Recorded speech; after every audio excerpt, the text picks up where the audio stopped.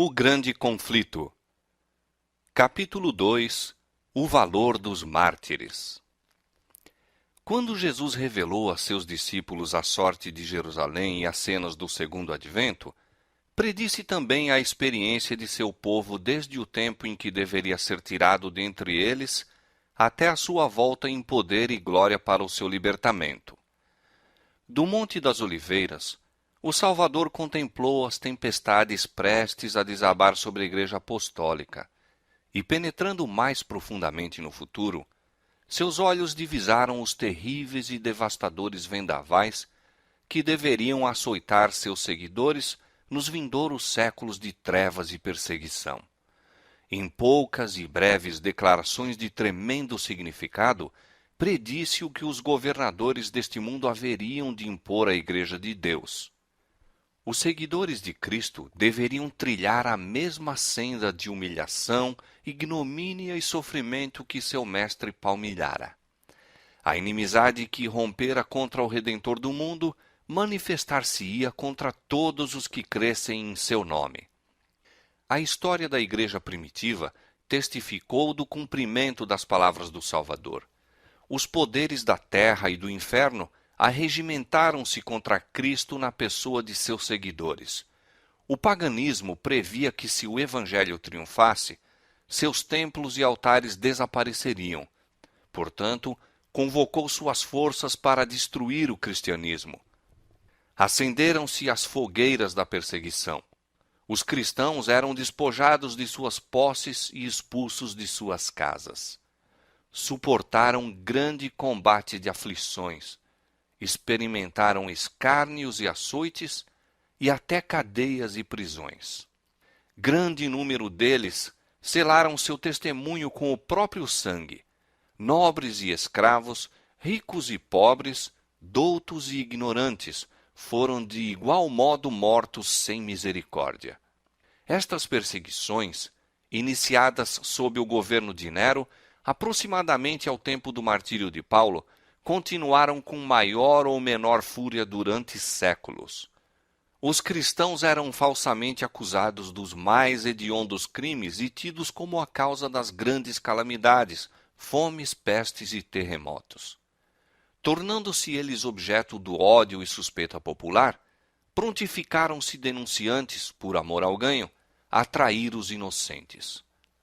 Eram condenados como rebeldes ao império, como inimigos da religião e peste da sociedade. Grande número deles eram lançados às feras ou queimados vivos nos anfiteatros. Alguns eram crucificados, outros cobertos com peles de animais bravios e lançados à arena para serem despedaçados pelos cães. De seu sofrimento muitas vezes se fazia a principal diversão nas festas públicas. Vastas multidões reuniam-se para observar o espetáculo e saudavam as aflições de sua agonia com riso e aplauso. Onde quer que procurassem refúgio, os seguidores de Cristo eram caçados como animais. Eram forçados a procurar esconderijo nos lugares desolados e solitários. Desamparados, aflitos e maltratados, dos quais o mundo não era digno, errantes pelos desertos e montes e pelas covas e cavernas da terra. As catacumbas proporcionavam abrigo a milhares. Por sob as colinas, fora da cidade de Roma, longas galerias tinham sido feitas através da terra e da rocha. O escuro e complicado trama das comunicações estendia-se quilômetros além dos muros da cidade. Nestes retiros subterrâneos, os seguidores de Cristo sepultavam seus mortos, e ali também, quando suspeitos e proscritos, encontravam lar. Quando o doador da vida despertar os que pelejaram o bom combate, muitos que foram mártires por amor de Cristo sairão dessas sombrias cavernas. Sob a mais atroz perseguição, estas testemunhas de Jesus conservaram incontaminada a sua fé. Posto que privados de todo conforto, excluídos da luz do sol, tendo o lar no seio da terra, obscuro, mas amigo, não proferiam queixa alguma. Com palavras de fé, paciência e esperança, animavam-se uns aos outros a suportar a privação e a angústia. A perda de toda a bênção terrestre não os poderia forçar a renunciar sua crença em Cristo.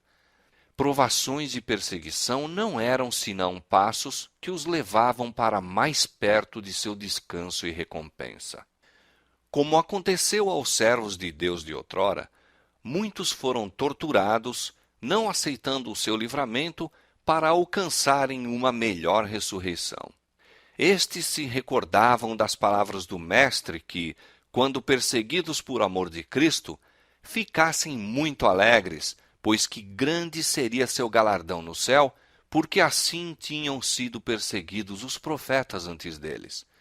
Regozijavam-se de que fossem considerados dignos de sofrer pela verdade, e cânticos de triunfo acendiam dentre as chamas crepitantes. Pela fé, olhando para cima, viam Cristo e os anjos apoiados sobre as ameias do céu, contemplando-os com o mais profundo interesse, com aprovação considerando a sua firmeza. Uma voz lhes vinha do trono de Deus: "Sê fiel até a morte, e dar-te-ei a coroa da vida." Nulos foram os esforços de Satanás para destruir pela violência a Igreja de Cristo. O grande conflito em que os discípulos de Jesus rendiam a vida não cessava quando estes fiéis porta-estandartes tombavam em seus postos. Com a derrota, venciam. Os obreiros de Deus eram mortos, mas a sua obra ia avante com firmeza. O Evangelho continuava a espalhar-se e o número de seus aderentes a aumentar. Penetrou em regiões que eram inacessíveis, mesmo às águias romanas. Disse um cristão, contendendo com os governadores pagãos que estavam a impulsionar a perseguição: "Podeis matar-nos, torturar-nos, condenar-nos. Vossa injustiça é prova de que somos inocentes. Tampouco vossa crueldade vos aproveitará." Não era senão um convite mais forte para se levarem outros à mesma persuasão. Quanto mais somos ceifados por vós, tanto mais crescemos em número. O sangue dos cristãos é semente. Milhares eram aprisionados e mortos, mas outros surgiam para ocupar as vagas. E os que eram martirizados por sua fé tornavam-se aquisição de Cristo, por ele tidos na conta de vencedores. Haviam pelejado o bom combate e deveriam receber a coroa de glória quando Cristo viesse. Os sofrimentos que suportavam levavam os cristãos mais perto uns dos outros e de seu Redentor. Seu exemplo em vida e seu testemunho ao morrerem era constante atestado à verdade, e onde menos se esperava, os súditos de Satanás estavam deixando o seu serviço e alistando-se sob a bandeira de Cristo. Satanás, portanto, formulou seus planos para guerrear com mais êxito contra o governo de Deus, hasteando sua bandeira na igreja cristã. Se os seguidores de Cristo pudessem ser enganados e levados a desagradar a Deus, falhariam então sua força, poder e firmeza, e eles cairiam como presa fácil. O grande adversário se esforçou então por obter pelo artifício aquilo que não lograra alcançar pela força. Cessou a perseguição e, em seu lugar, foi posta a perigosa sedução da prosperidade temporal e honra mundana. Levavam-se idólatras a receber parte da fé cristã, enquanto rejeitavam outras verdades essenciais. Professavam aceitar a Jesus como o Filho de Deus e crer em sua morte e ressurreição, mas não tinham a convicção do pecado e não sentiam necessidade de arrependimento ou de uma mudança de coração.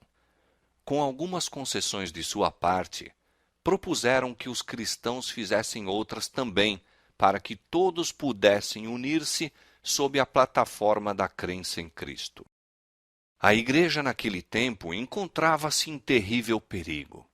Prisão, tortura, fogo e espada eram bênçãos em comparação com isto. Alguns dos cristãos permaneceram firmes, declarando que não transigiriam.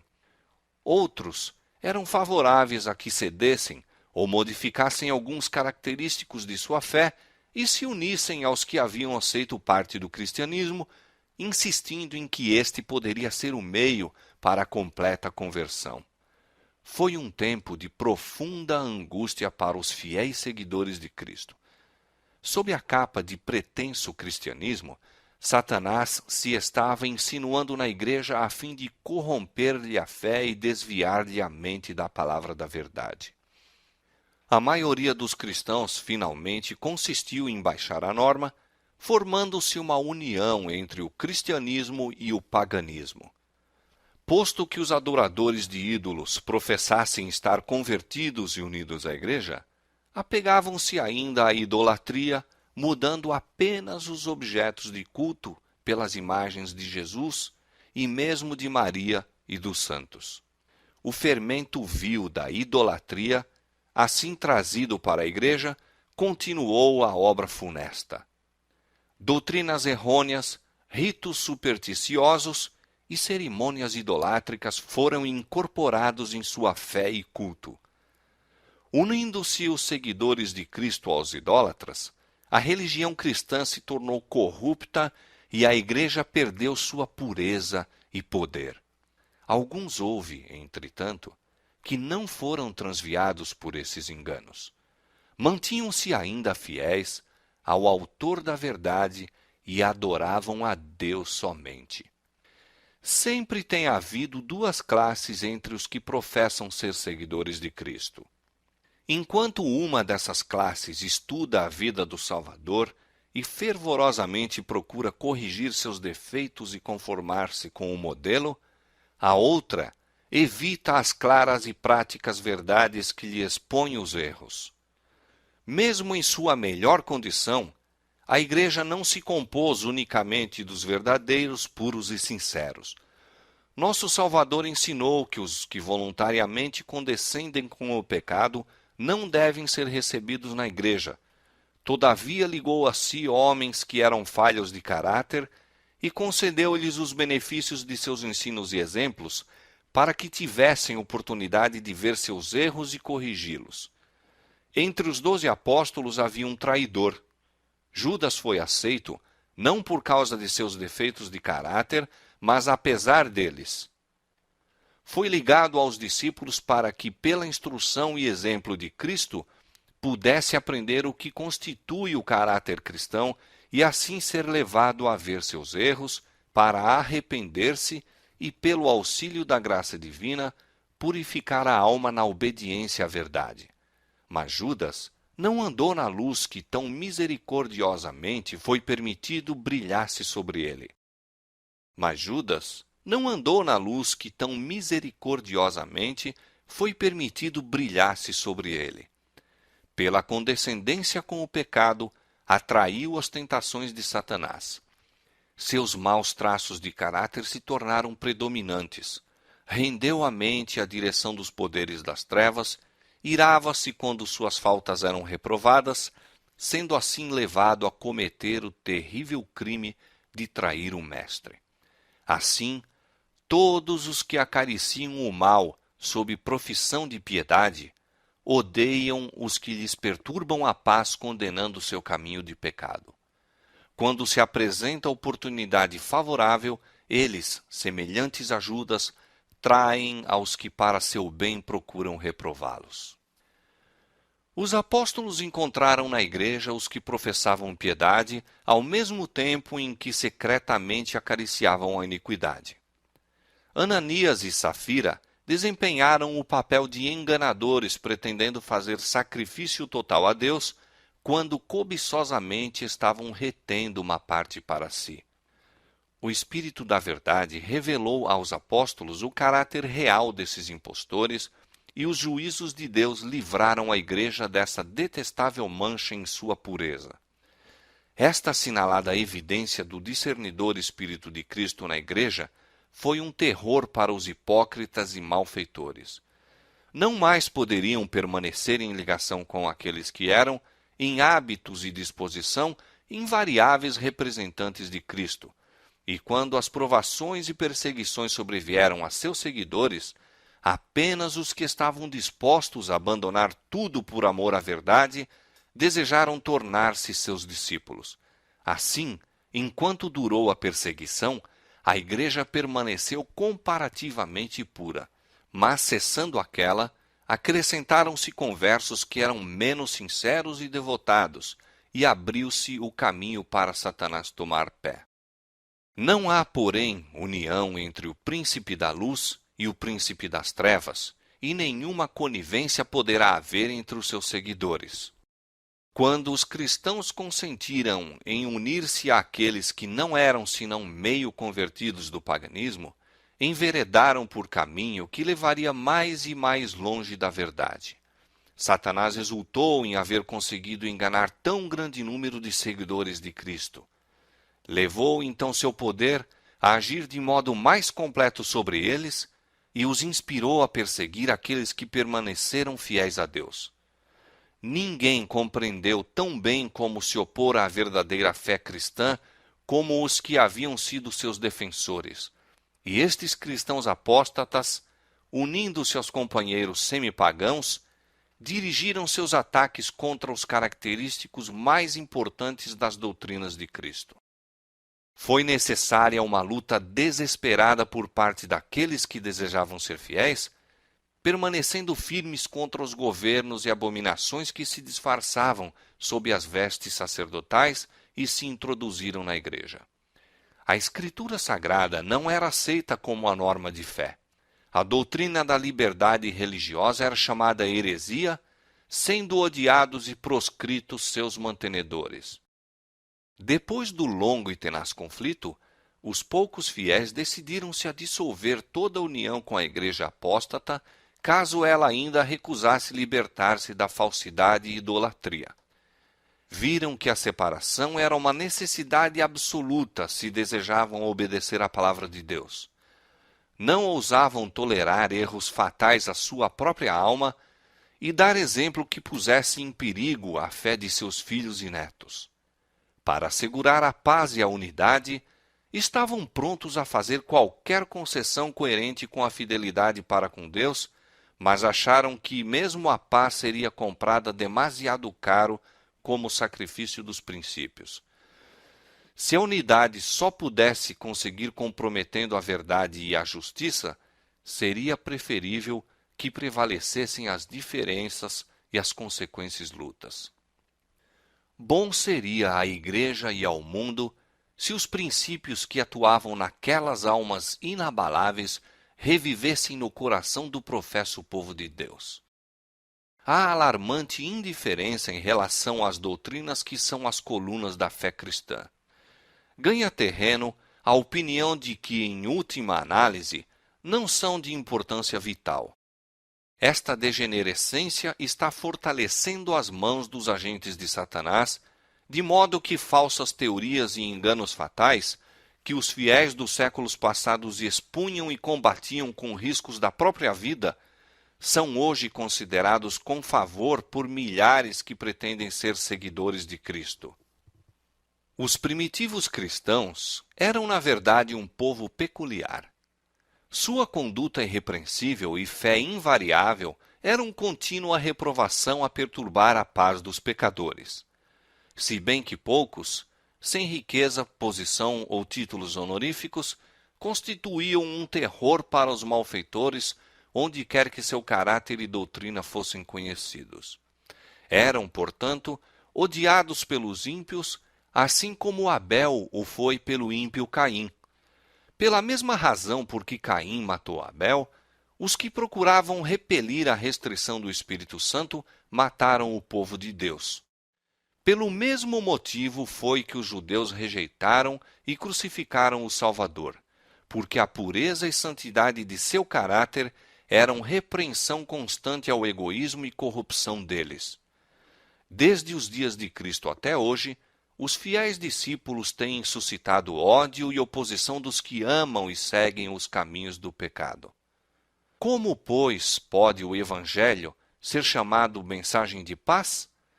Quando Isaías predisse o nascimento do Messias, conferiu-lhe o título de Príncipe da Paz. Quando os anjos anunciaram aos pastores que Cristo nascera, cantaram sobre as planícies de Belém: Glória a Deus nas alturas, paz na terra, boa vontade para com os homens. Há uma aparente contradição entre estas declarações proféticas e as palavras de Cristo. Não vim trazer paz, mas espada. Mas, entendidas corretamente, ambas estão em perfeita harmonia. O Evangelho é uma mensagem de paz.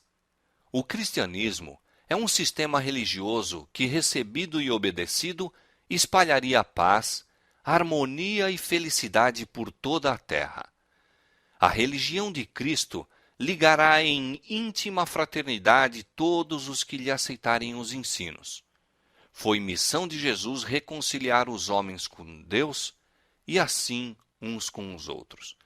Mas o mundo em grande parte se acha sob o domínio de Satanás, o acérrimo adversário de Cristo.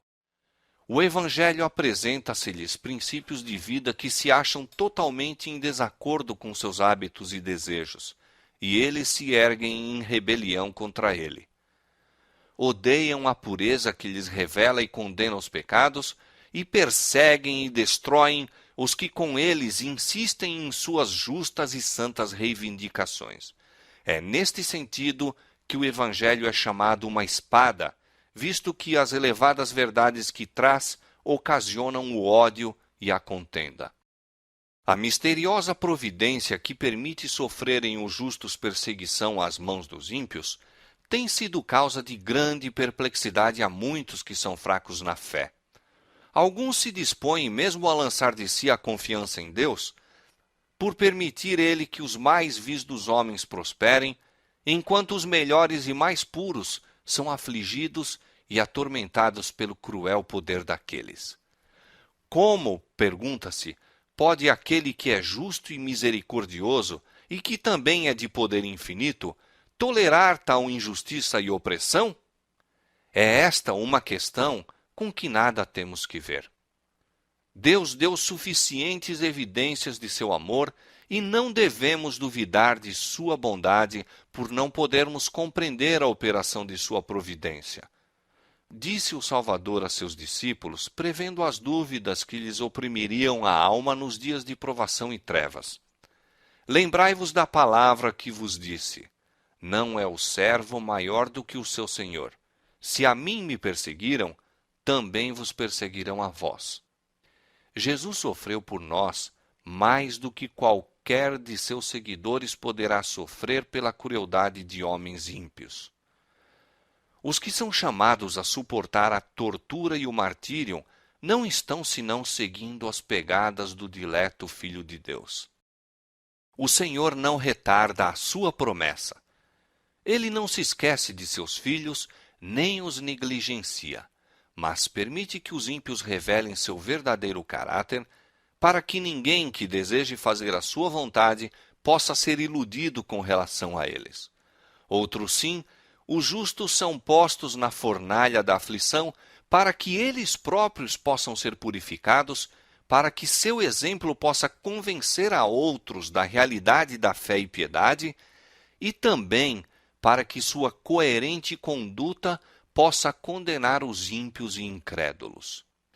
Deus permite que os ímpios prosperem e revelem inimizade para com ele, a fim de que, quando encherem a medida de sua iniquidade, todos possam, em sua completa destruição, ver a justiça e misericórdia divinas. Apressa-se o dia de sua vingança, no qual todos os que transgrediram a lei divina e oprimiram o povo de Deus receberão a justa recompensa de suas ações, em que todo ato de crueldade e injustiça para com os fiéis será punido como se fosse feito ao próprio Cristo. Há outra questão mais importante que deveria ocupar a atenção das igrejas de hoje. O apóstolo Paulo declara que todos os que piamente querem viver em Cristo Jesus padecerão perseguições. Por que é, pois, que a perseguição, em grande parte, parece adormentada? A única razão é que a igreja se conformou com a norma do mundo e, portanto, não suscita oposição. A religião que em nosso tempo prevalece não é a do caráter puro e santo que assinalou a fé cristã nos dias de Cristo e seus apóstolos. É unicamente por causa do espírito de transigência com o pecado, por serem as grandes verdades da palavra de Deus tão indiferentemente consideradas, por haver tão pouca piedade vital na igreja, que o cristianismo é aparentemente tão popular no mundo. Haja um reavivamento da fé e poder da igreja primitiva, e o espírito de opressão reviverá, reacendendo-se as fogueiras da perseguição.